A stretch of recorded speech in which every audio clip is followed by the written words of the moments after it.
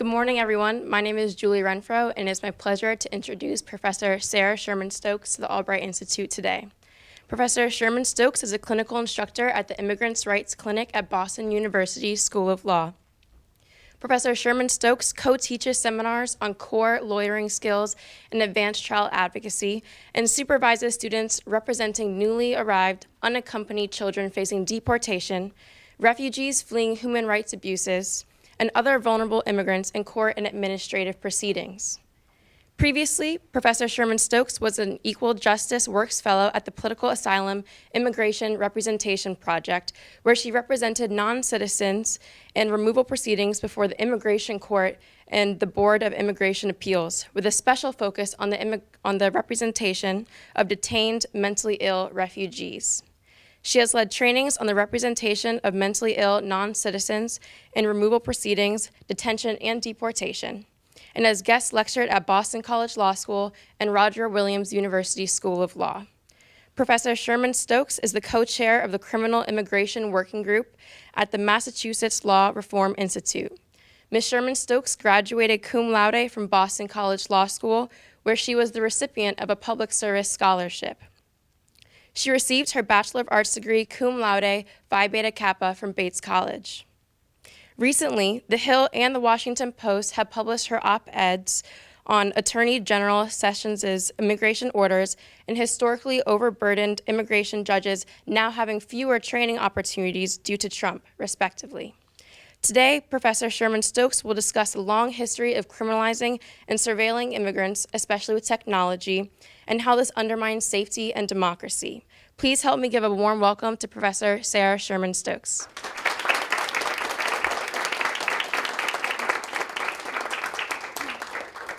Good morning. Thank you so much, Julie, for that very warm and generous introduction. And thank you all for being here. It's my pleasure to be here to talk to you about what is unfortunately a rather grim subject, but I hope that we can end on a positive note with some steps that I think that we can take if some of what you hear today distresses you. I'm going to speak for probably about 30 minutes or so because I do want to leave ample time for conversation. I think this will be more rich and engaging if you can ask questions, and we can talk about some of the themes that I touch upon today. And I'm happy to answer any questions you may have about immigration. It is a very dynamic time for immigration law. Just late last night, we had a new announcement on immigration, on DACA. Some of you may have seen. So there's a lot going on.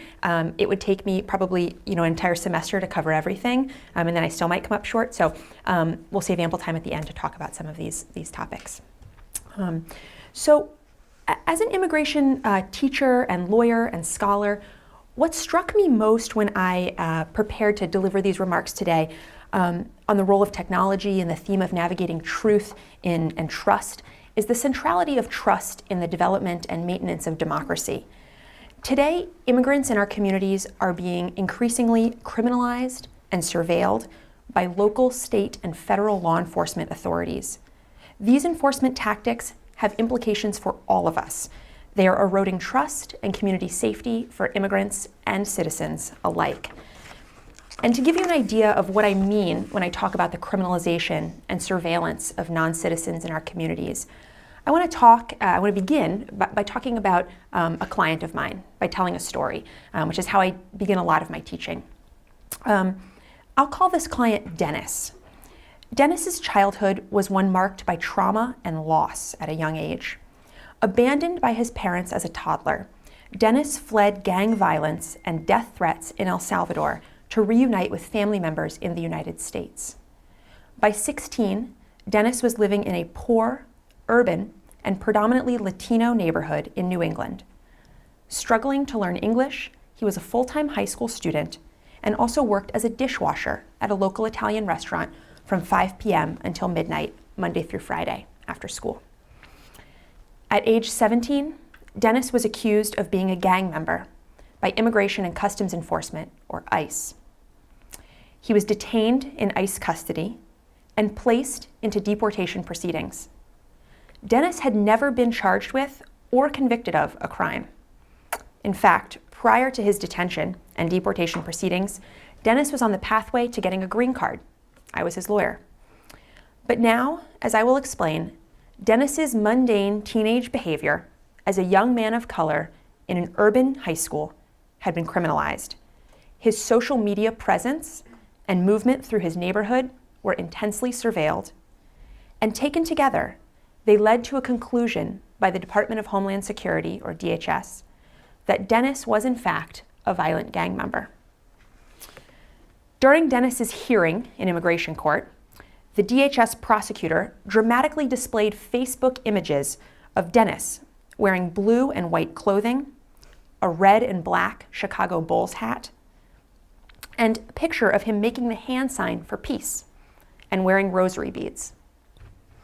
This isn't Dennis, but this is the exact same peace sign that he was making in the exact same face, right across his chest like this. Very menacing. We did submit this picture to the court to sort of make the point. Now, despite Dennis's assertion that blue and white were the colors of both his school uniform and the colors of his native country, El Salvador, despite his assertion that his hand sign was common among teenagers, even the Obamas, and meaningless as it related to gang membership, and that as a Catholic, he was merely wearing the rosary beads that his grandmother had gifted him, the DHS prosecutor was unswayed and unrelenting. Next, she presented testimony of a high school police officer who relied on admitted third-hand rumors of another high school student. That teenager had stated that Dennis was seen getting into an argument in the school cafeteria, arguing with other students from El Salvador, one of whom was thought to be a gang member. Apparently, Dennis's presence near this person rendered him a gang associate. Finally, the DHS prosecutor presented evidence that Dennis had walked through a park near his home where gang members were known to hang out, a park that Dennis would have had to traverse on his way to and from public transportation and his workplace. Based on this evidence, the prosecutor asserted again and again that Dennis was a member of the violent criminal street gang MS-13. Despite the absence of any criminal history, Dennis's benign teenage behavior, congregating with other Spanish speakers in his high school, getting into a cafeteria dispute, walking through a neighborhood park, and dressing like his peers, as well as his residence in a poor urban neighborhood and his Salvadoran nationality itself, had been criminalized. His social media presence and movements through his own neighborhood had been surveilled. This dishwasher and full-time high school student was now rendered a member of a violent criminal street gang. Despite vociferous objections by his attorneys, myself included, the expert testimony of professionals and academics in the field of gang identification, who countered that Dennis's choice of clothing was consistent with that popular in low-income neighborhoods and not gang-related, and Dennis's own testimony that he was not a gang member. The evidence presented by DHS was enough to sway the immigration judge, who quickly rendered a decision, denying Dennis's green card and ordering a terrified Dennis deported to El Salvador. Dennis, in a yellow jail jumpsuit, shackled at the wrists and the ankles, was stunned. So how did we get here? How did we get to a place where being an immigrant is itself criminalized? Where the actions and movements of our immigrant peers and neighbors and family members are surveilled? Or where a teenage boy's innocuous schoolroom behavior can be rebranded to that of a member of a violent criminal street gang? Well, in many ways, today's narrative has come from the top. In a speech to local and national law enforcement in Boston this past September, Attorney General Jeff Sessions warned that unaccompanied immigrant children like Dennis may actually be, quote, wolves in sheep's clothing. He implied that these children, many of whom are my clients, children as young as 2 years old, who are fleeing severe family violence and gang violence, in Central America predominantly, he implied that these children are actually violent gang members disguised as children in need of protection. Sessions' ominous and deeply offensive remarks are not unprecedented, unfortunately. Indeed, they are reminiscent of U.S. Representative Steve King's baseless claim recently that for every immigrant child who is a valedictorian, there's, quote, another 100 immigrant teenagers trafficking in marijuana at the southern border. But the criminalization and surveillance of non-citizen communities did not begin with Trumpian politics and is unlikely to cease with the end of this presidency. Rather, this is the natural escalation of more than a century of draconian immigration policy and criminal law policy, primarily targeting poor people, immigrants, and communities of color. Non-citizen communities have long been policed, regulated, and subject to disproportionate punishment. Beginning with the late 19th century exclusion of Chinese laborers from the United States, deportation policy has evolved and reacted sharply to the shifting political winds. In 1919, when a fear of communism and anarchism pervaded U.S. immigration policy and politics, Emma Goldman, born in Russia and an anarchist and activist in the United States, was jailed for inducing people not to register for the draft. She was then denaturalized without notice, she lost her U.S. citizenship, and deported to Russia as, quote, an alien radical. In 1951, Ignaz Mezei, this gentleman here who's seen from his island prison, I'll tell you in a moment, a man who even the Supreme Court noted had lived a, quote, life of unrelieved insignificance, which is how I hope to go down one day. He was detained indefinitely at Ellis Island. Here he is. I didn't know they took glamour shots at Ellis Island, but here he is. As he attempted to return to the United States after visiting his ailing mother, quote, behind the Iron Curtain. His indefinite detention, which ultimately totaled several years, was found to be justified. Again, he must be an alien radical, a criminal.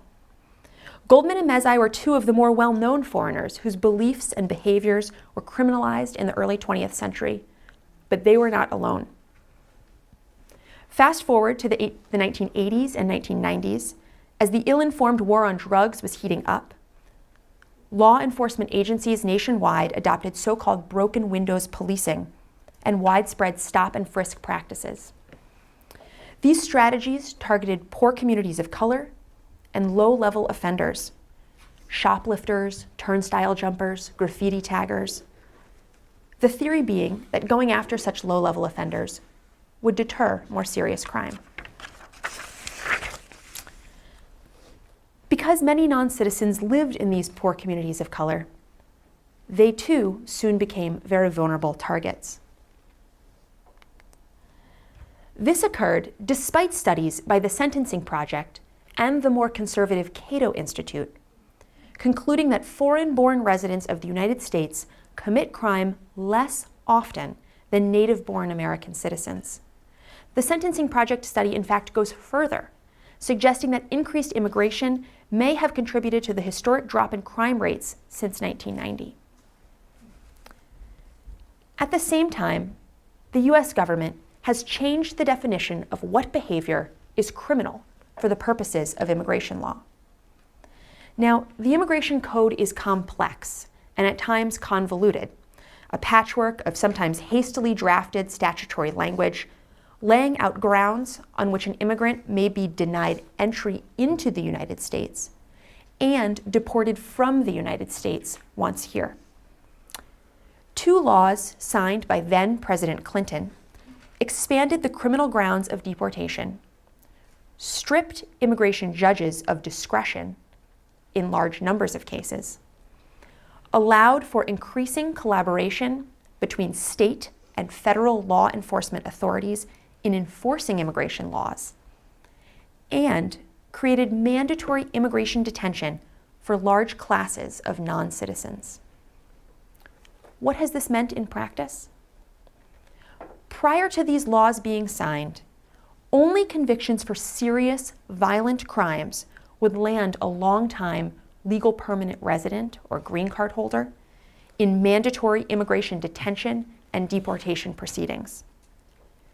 After these two laws were signed, the list of crimes that would render a non-citizen, even a long-time legal resident with a family and community ties, deportable, grew exponentially to include even minor crimes like shoplifting, certain drug crimes, and unauthorized re-entry into the United States.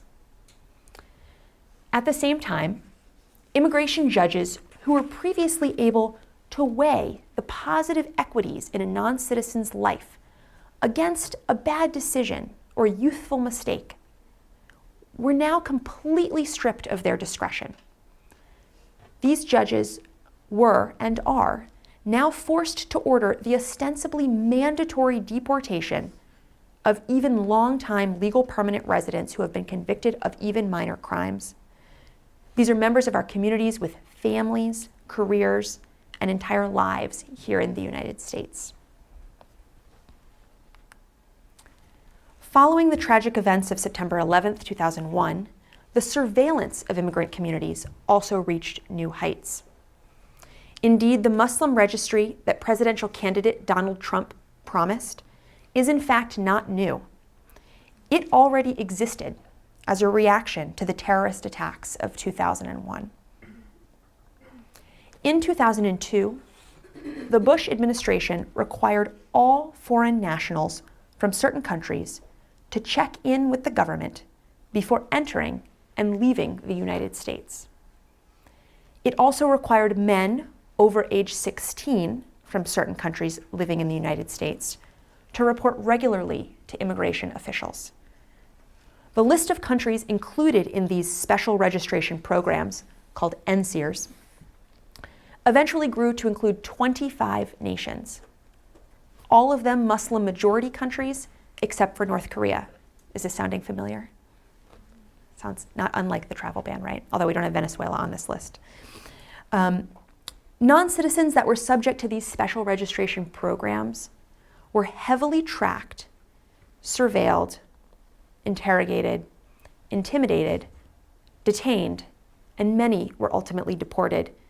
In fact, at the end in 2016, when Obama finally ended this program, more than 14,000 people had been deported as a result of the NSEERS special registration program. Notably, this program did not result in a single terrorism conviction, and in fact actually impeded efforts to fight terrorism by undermining trust, destroying law enforcement relationships with immigrant communities. Now, not to be left out, because after all, the criminalization and surveillance of immigrants is very bipartisan, the Obama administration also ushered in a new era of immigrant criminalization. Despite his promise to prosecute, quote, felons and not families for deportation, the Obama administration both failed to recognize that the same person might fit both categories, indeed that you could both have been convicted of a felony and be a family person, and that the classic good versus bad immigrant trope could not account for the expansive grounds of deportation that would render a minor shoplifting or drug conviction offense a felony for immigration purposes. And while Obama took powerful and very positive steps for some groups of immigrants, Dreamers in particular come to mind, recipients of DACA, the Obama administration also detained unprecedented numbers of Central American children and families who were seeking asylum at the southern border. Indeed, the Obama administration deported more than 1 million undocumented immigrants with no criminal convictions and deported more non-citizens than any other president in U.S. history. This is a photograph of a family detention center in New Mexico. As you can see, it's been painted, but it remains what it always has been, which is a jail. This is where children and their mothers were detained and continue to be detained at the southern border, largely from Central America, the Northern Triangle, Honduras, Guatemala, and El Salvador. Today, the ties between the criminal and immigration systems continue. Though there have been some significant legal victories setting limits on this cooperation, criminal law enforcement continues to work hand in hand with federal immigration authorities in many jurisdictions nationwide. Thanks to a Trump administration crackdown on so-called sanctuary cities, these are communities whose leaders have refused to actively cooperate with federal immigration authorities, and an increased use of local and state law enforcement officers as unwitting immigration agents. Non-citizens and suspected non-citizens can be sure today that most, if not all, interactions with the criminal justice system will also lead to some interaction with the immigration system. To this end, President Trump issued an executive order in January.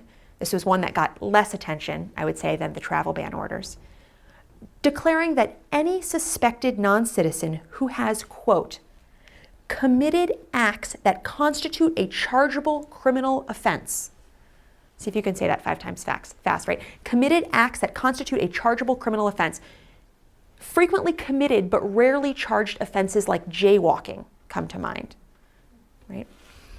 These people are now immigrant enforcement priorities. As a result, in 2017, nationwide, arrests of non-criminal, non-citizens more than doubled compared to 2016. Here in New England, that number more than tripled. Alongside these threats to immigrant communities is the increasing present-day reliance by ICE on surveillance, data mining, and information sharing. ICE now has access to license plate reader data.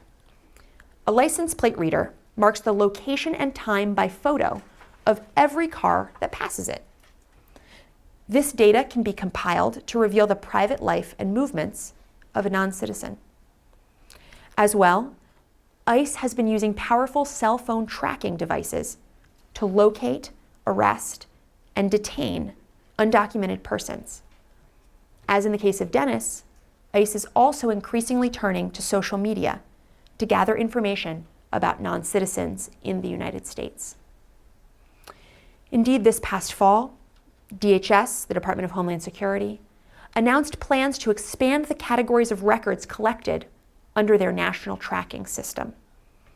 Specifically, they have decided to begin collecting, quote, social media handles and aliases, associated identifiable information, and search results for all immigrants seeking to enter the United States. Now, this program has just been implemented, despite pleas of scholars and advocates, myself included, who submitted written comments urging the immediate reversal of this plan. It remains to be seen exactly how this new regulation will play out. But under the broad description given by DHS, it could mean the collection of a staggering and unprecedented amount of immigrant online content, including content as riveting as Dennis's peace sign. In the past 15 years, the Department of Homeland Security has also created a number of data fusion centers, which facilitate data sharing between local and federal law enforcement authorities and the private sector. Anytime fingerprints are taken for suspected criminal wrongdoing, those fingerprints are shared through these data centers, these data fusion centers. But experience has shown that many fusion centers allow the sharing of information without any suspicion of criminal misconduct. This has dangerous implications for our civil rights and civil liberties. This confluence of increasing policing of communities of color, new laws that markedly expand the grounds of mandatory detention and deportation, the growing surveillance of non-citizen communities in the 80s, 90s, and early aughts has fueled the detention and deportation machine, which has grown dramatically in recent years. In 1995, there were 6,785 non-citizens detained by ICE in ICE detention centers nationwide. Today, the United States has the dubious honor of maintaining the largest immigration detention infrastructure in the world. We detain more than 40,000 non-citizens on any given day, and between 380 and 442,000 suspected non-citizens per year. And I say suspected non-citizens because many citizens are swept up in this enforcement net. In my short tenure as a deportation defense attorney, I've found at least half a dozen, if not more, U.S. citizens who are wrongly detained. And indeed, this number is increasing. We are now at about 40,000, but this administration has requested funding for more than 50,000 beds in ICE custody in 2018. At the same time, immigration courts nationwide are now facing an unprecedented backlog of more than 650,000 pending immigration cases. Which brings us back to Dennis, our teenage high school student who had fled gang violence and abandonment in his home country of El Salvador. After Dennis's verbal disagreement with another student in his high school cafeteria, a school incident report was created. And though Dennis received no disciplinary action, he was neither suspended nor expelled, the school incident report was forwarded to one of these regional fusion centers. And it was there, at a regional fusion center, that local police, working alongside the FBI and ICE, decided to comb through Dennis's Facebook page to note his movements in his small urban neighborhood, and ultimately to detain him and place him in deportation proceedings. A rather stunning and clear embodiment of the criminalization and surveillance of non-citizens in present-day America. We've now walked through the historical criminalization of non-citizens, the increasing surveillance, tracking, and data mining of non-citizens' information and movements. We know that these realities, taken together, have resulted in a vast and well-oiled and increasingly entrenched detention and deportation machine that has resulted in the deportation of millions of persons from the United States. Deportation which results in the loss of, as Supreme Court Justice Louis Brandeis said in 1922, results in the loss of, quote, all that makes life worth living. But the criminalization and surveillance of non-citizen communities has also done something else. It has deeply, profoundly, and perhaps irretrievably, though I certainly hope not, eroded the trust of immigrant communities in public institutions, public agencies, and in particular, has eroded their trust in law enforcement. There have been reports that non-citizens now fear sending their children to school, despite the 1982 Supreme Court decision Plyler ensuring that immigrant children have a right to access public education in the United States. As ICE increasingly carries out enforcement actions in public spaces, and courthouses in particular, immigrants and their allies have grown increasingly fearful. In June, solidifying immigrant anxiety, ICE Acting Director Thomas Homan told Congress, and then happily repeated on CNN, that non-citizens, quote, should be afraid. And indeed, it is well documented that ICE enforcement actions have had a chilling effect on the reporting of crime. In Denver, a city attorney reported that 4 survivors of domestic violence dropped their cases upon seeing video of an ICE agent entering a county courthouse. Police chiefs in Los Angeles and Houston have noted that the number of Latinos reporting crime, and in particular sexual assault crimes, has dropped dramatically during 2017, though the actual commission of these crimes has not declined. According to the Pew Research Center, there were a record 43.2 million immigrants living in the U.S. in 2015, making up more than 13% of our nation's population. This represents more than a 4-fold increase since 1960. The number of immigrants living in the United States is projected to almost double by 2065. If we care about trust, if we care about community safety, if we care about democratic principles, we must also care about immigrants. So here we are. I've sort of talked at you, given you a bunch of what I imagine has felt like some doom and gloom. You've heard the insidious nature of the increasing criminalization and surveillance of non-citizen communities, the encroachment of law enforcement on the everyday behaviors and lives and activities of immigrant neighbors and friends, of your own families. If you're distressed by what you've heard, I hope you will humor me by listening for just a few more minutes as I make some suggestions of positive steps that you can take, at the risk of making this sound like some kind of commencement speech. I have this captive audience of brilliant people, and I think there are some important things that we as citizens of this community can do. So first, we can stand up and alongside immigrant communities. If we show up for immigrants and immigrant communities, then politicians can't afford not to fight for good policies. They can't assume that people facing deportation have no allies and consequently don't matter politically. Second, if you go into a career that allows for such advocacy, advocate to reform broken windows policing so that fewer of our neighbors, friends, and family members fall into the enforcement net. Alternately, or in addition, advocate for increased data privacy so that the everyday movements, actions, and social media presence of immigrants and of all of us are protected from such unprecedented scrutiny. Third, arm our communities with knowledge about their legal rights.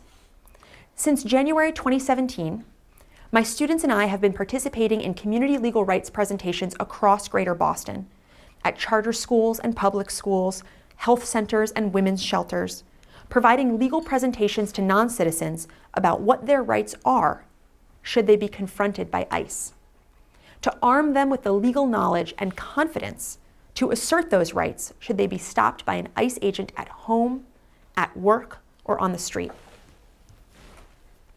Fourth, if you have the resources, support organizations that support immigrants. This can be financially or through volunteering your time or your energy. And in fact, this is how I got started in this work. I had previously studied in Latin America. I had worked as a union organizer with Latino janitors in Washington, D.C., and I spoke Spanish.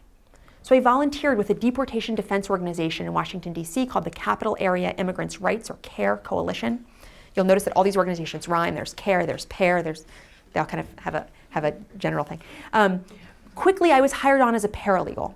And having found work that I was deeply, deeply passionate about, I applied to law school, something I never would have imagined doing just a couple of years before. Immigrants facing deportation do not have the right to an attorney unless they can pay for one. Most cannot. Nationally, only 37% of all immigrants secured legal representation in their deportation cases. Immigrants in detention were the least likely to obtain representation. Only 14% of detained immigrants acquired legal counsel, compared with 2/3 of non-detained immigrants. According to a study by the American Immigration Council, among detained immigrants, those with representation were twice as likely as unrepresented immigrants to obtain the immigration relief they sought, that is, to be able to successfully defend against their deportation. Represented immigrants who were never detained were nearly 5 times more likely than their unrepresented counterparts to win relief. So if today or one day you have the means, support organizations that support immigrants, support organizations that provide access to counsel to immigrants so that more can successfully defend against their deportation. Finally, and perhaps most importantly and most easily, in our own discourse and in our advocacy, we must be conscious of the way we talk about immigrants and crime. We must dispense with the good versus bad immigrant narrative. Historically, immigration advocates have at times engaged in a narrative that prioritizes the well-being and legal status of so-called good immigrants, the dreamers, women, children, people with clean records and noble community ties, at the expense of so-called bad immigrants, typically those non-citizens who, though they may also satisfy the prior categories of being a dreamer or being a family member or being a woman or a child, have had even a minor brush with the criminal justice system. This fall, Rosa Maria Hernandez, a 10-year-old with cerebral palsy, was stalked, guarded, and subsequently taken into custody by Customs and Border Patrol following an emergency surgery and hospitalization. Federal immigration authorities reportedly pressured her to sign documents waiving her right to see a judge and accept her immediate removal to Mexico. When she declined, Rosa Maria, at 10 years old, was taken to a juvenile facility 150 miles away from her parents and placed in deportation proceedings. Rosa Maria's case is egregious, but it is not unusual. And she was a, quote, good immigrant. If we didn't know before, we now know for sure that we cannot buy safety for some at the expense of others. That demonizing the, quote, bad immigrants like Dennis does not protect the so-called good immigrants like Rosa Maria among us. And indeed, it never has. So as students, as allies, as immigrants yourselves, as future educators and lawyers and policymakers, you can advocate for policies and laws that afford dignity and due process to all immigrants. Policies that work toward truth and trust in all of our communities, and I hope that you will. That's all I have, and I am very open to your questions and comments.